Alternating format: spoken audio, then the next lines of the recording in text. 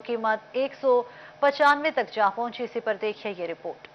हुकूमत ने अवाम को एलपीजी मार्केटिंग कंपनियों के रहमो करम पर छोड़ दिया। ओगरा नोटिफिकेशन के बगैर ही एलपीजी 5-7 नहीं, इकट्ठे 20 रुपए फी किलो महंगी कर दी गई। मुल्क में एलपीजी 175 रुपए से बढ़कर 195 रुपए की रिकॉर्ड सतह पर पहुंच गई। जराये के मुताबिक घरेलू सिलेंडर 236 रुपए और कप की कीमत में 908 रुपए का इजाफा कर दिया गया है।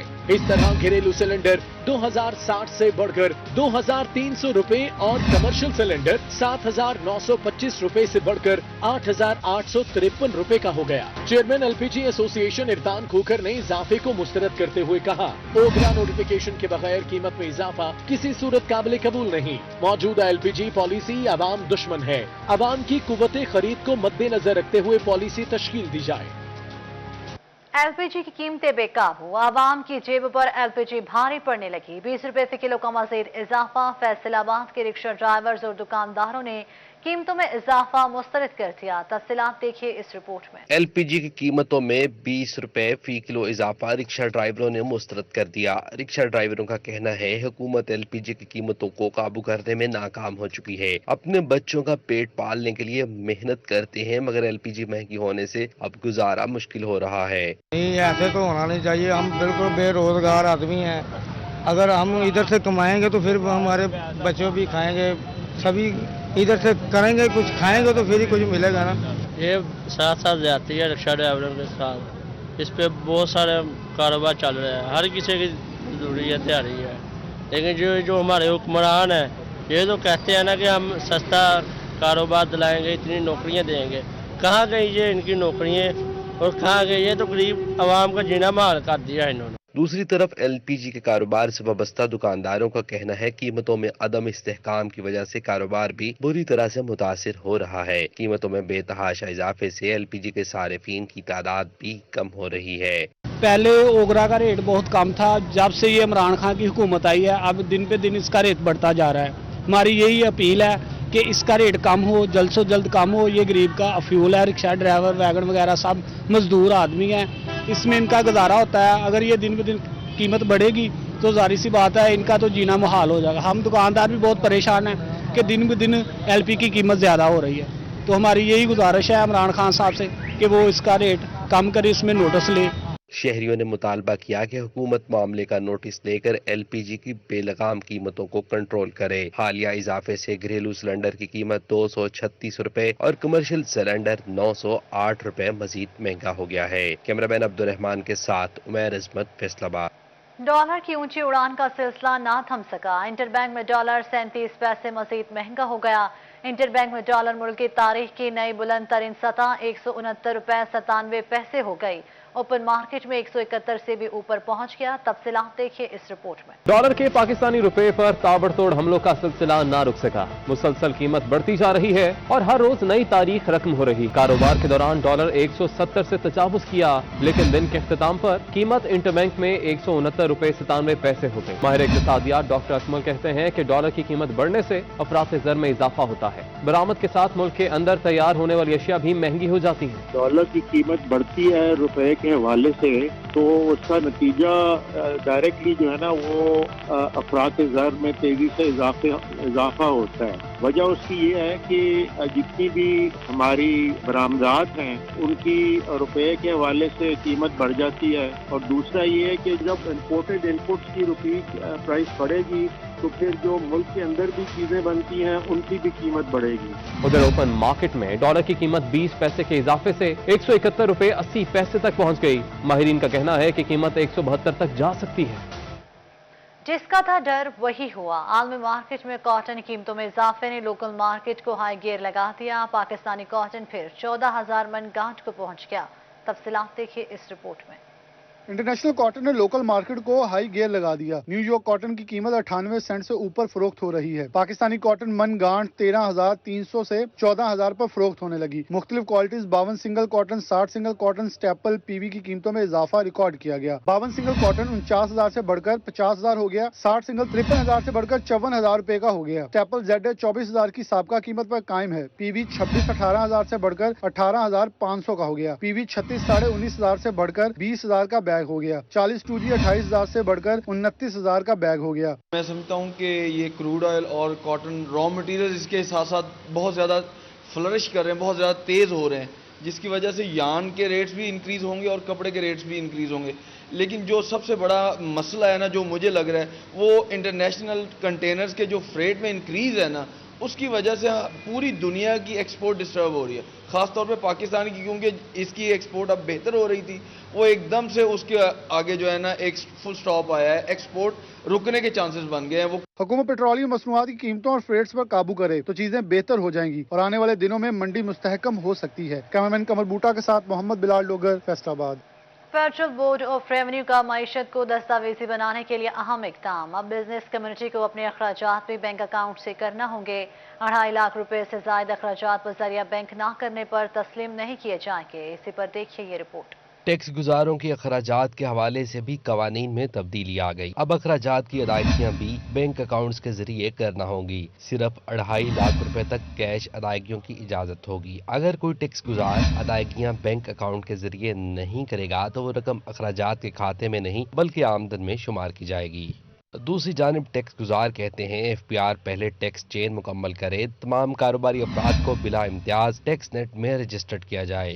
बिजनेस कम्युनिटी के लिए अगर आप चाहते हैं कि डिजिटलाइजेशन की तरफ जाएं तो फिर क्यों आप इसको छोड़ेंगे कि एक साइकिल पे माल बेच रहा है, एक रेडी पे बेच रहा है, एक दुकान पे बेच रहा है, एक ठेले पे बेच रहा है, तो फिर तमीज़ नहीं होनी चाहिए ना। फिर सबके लिए लॉ एक हो जाए ताकि सबके साथ चले और उसका टैक्स का जो पोर्शन है उसको कम से कम मिनिमाइज किया जाए ताकि टैक्स की जो फिगर्स है वो 17% वाले पे ना लेके जाए, फिर 2% टैक्स ले ताकि वो मल्टीप्लाई होता जाए, ऑटोमेटिक वैल्यू एडेड होके आगे बढ़ता जाए और हर तबका फिक्र में चल जाए। उसमें किसान भी आ जाएगा, उसमें ज़िम्मेदार भी आ जाएगा, उसके अंदर आपका जो है मंडियों के अंदर बैठे हुए जो आड़ती हैं, स्टॉकिस्ट हैं, वो सब उसके अंदर आ जाएंगे। FBR हुकाम के मुताबिक बैंकों के जरिए होने वाली अदायगियां ऑन रिकॉर्ड होंगी, जिससे टैक्स वसूलियों में शफाफियत आएगी। कैमरामैन मोहम्मद उस्मान के साथ उमैर अजमत, सिटी 41, फैसलाबाद।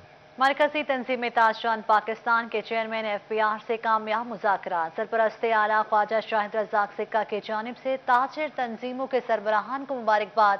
ख्वाजा शाहिद रज़ाक सिक्का का कहना है मोहम्मद काशिफ चौधरी की सरबराही में कामयाब मुज़ाकरात हुए। चेयरमैन FBR ने मुतालबात मान लिए जिस पर एहतजाज की कॉल वापस ली।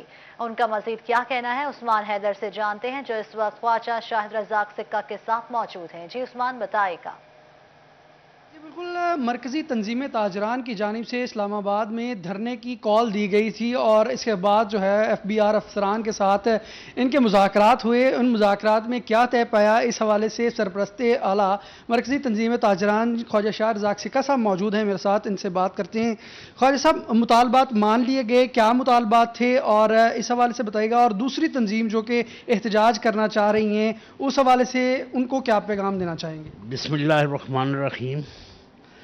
मैं समझता हूँ हमारी तंजीम जो तंजीम ताजरान पाकिस्तान है, इस पे अल्लाह का ख़ास करम है। हम जिस मकसद के लिए इकट्ठे निकलते हैं, अल्लाह ताला हमारा वो मकसद हल फरमा देते हैं। अब यहाँ हमारे 3-4 मुतालबात थे। एक था POS के मुताल्लिक, point of cell.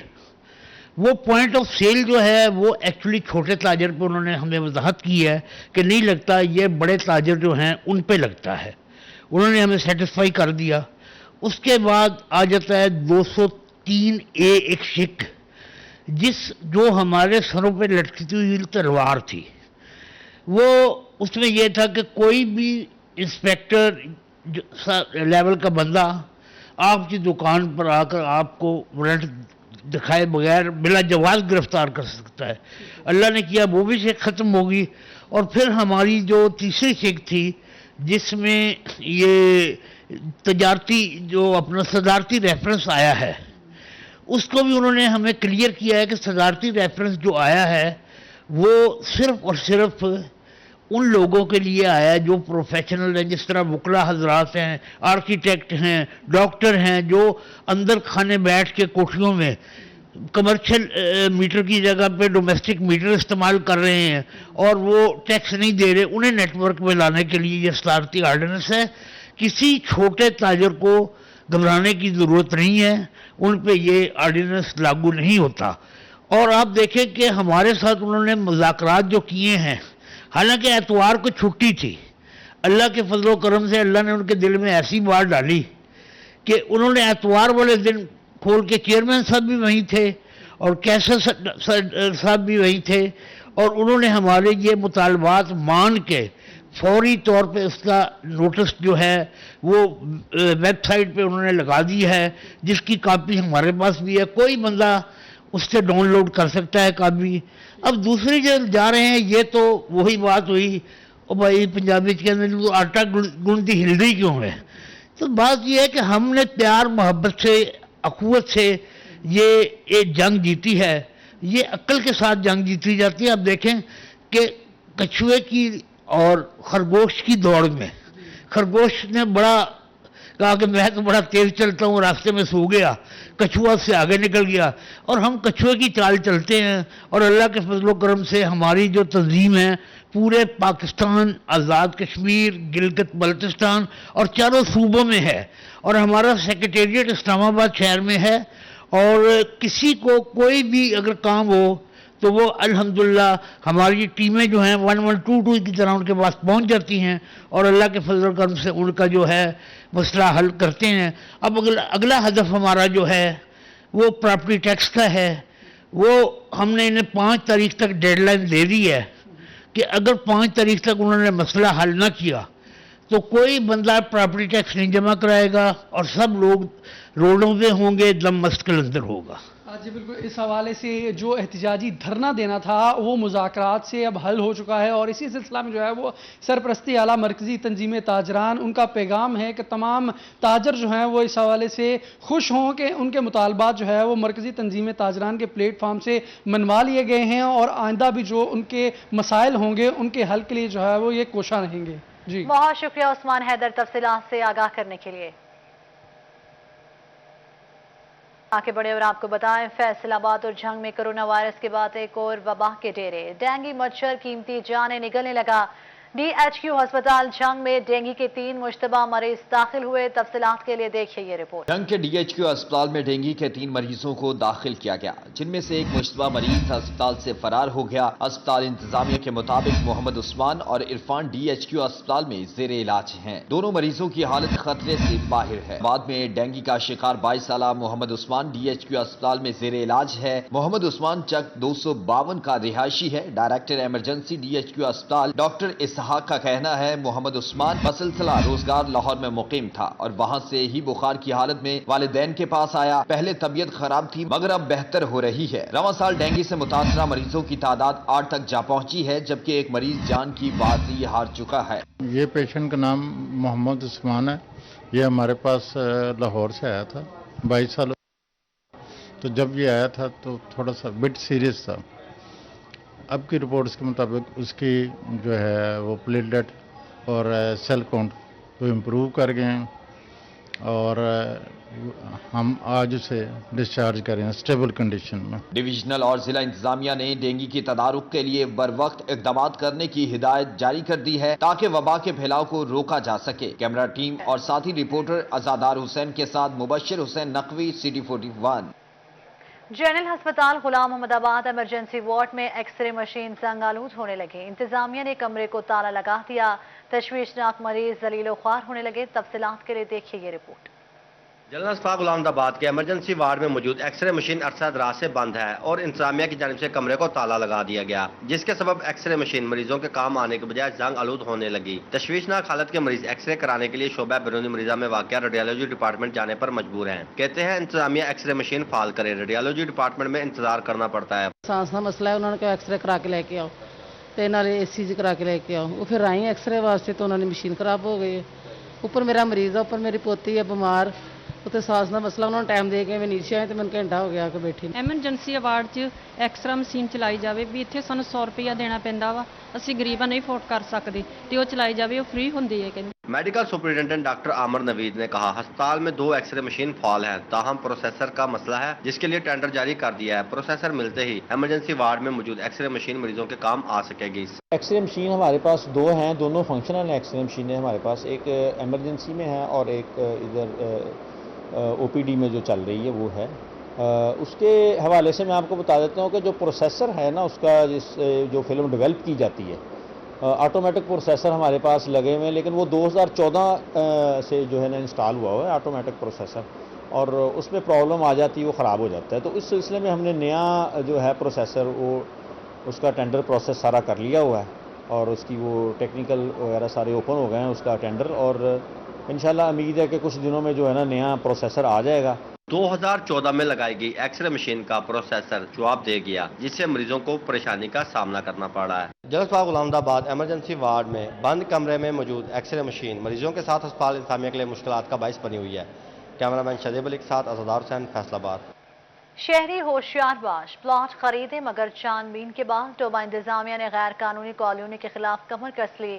Tehsil council میں 45 کالونیاں غیر قانونی لگی، یہ رپورٹ دیکھی۔ ٹوبہ ٹیکسنگ کے شہری ہو جائیں ہوشیار، ضلع انتظامیہ غیر قانونی کالونیز کے خلاف ان ایکشن ہو گئی۔ کسی کالونی میں پلاٹ لینے سے پہلے تصدیق کر لیں کالونی منظور شدہ ہے یا غیر قانونی۔ تحصیل کونسل میں 45 کالونیاں غیر قانونی نکلی۔ انتظامیہ کی جانب سے شہریوں کو متنبع کرنے کے لیے بینرز لگا دیے گئے۔ رحمان ٹاؤن چک 285 رجھانہ سمندری روڈ، شریف ٹاؤن، بشیر ٹاؤن 286 گاہبے کی کالونیز غیر قانونی ہے۔ اسی طرح پیپلز کالونی چک 330، روز گارڈن چک 330، ملر ٹاؤن 295، ماڈل سٹی 285، علی احمد بلاک چک 286، النور گارڈن چک 331، ختیجت الکبریٰ سٹی چک 330، کنال ویو چک 291، ڈریم گارڈن چک 251 کی کالونی سمیت 45 کالونی غیر قانونی ہے۔ شہریوں نے کہا کہ انتظامیہ کی جانب سے ایسا اقدام کیا گیا ہے۔ یہ انتظامیہ کا بڑا اچھا اقدام ہے کہ جو لوگ، یہ مافیا ہے ایک، لوگوں کو